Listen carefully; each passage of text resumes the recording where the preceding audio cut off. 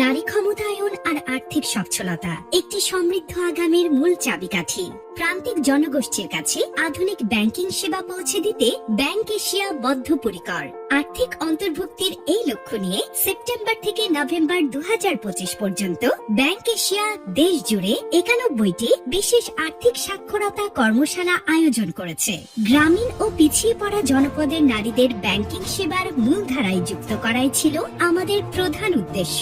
রাজশাহীর তানোরের সাঁওতাল জনগোষ্ঠী থেকে শুরু করে মৌলভীবাজার চা বাগানের নারী শ্রমিক কিংবা বরগুনার রাখাইন পল্লীর মানুষ সবাই সচেতন হয়েছে আর্থিক শিক্ষায় সুন্দর আগামীর পথে।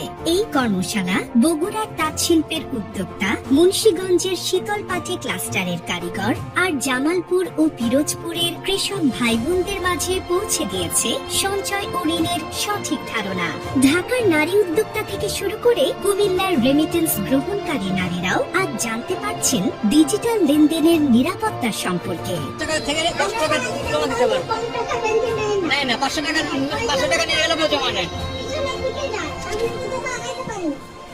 আমরা সারাদিনে যে কেউ দেখবেন 10-20 টাকা খরচ হচ্ছে না, 20 টাকা ব্যাংকে জমা রাখা।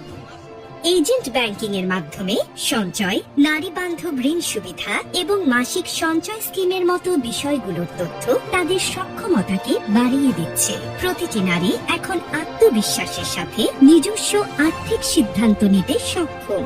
আর্থিক সচেতনতাই প্রকৃত শক্তি। আর ব্যাংক এশিয়া এজেন্ট ব্যাংকিং প্রান্তিক মানুষের হাত ধরে গড়ে তুলছে এক বৈষম্যহীন ও স্বাবলম্বী বাংলাদেশ। ব্যাংক এশিয়া, সুন্দর আগামীর জন্য।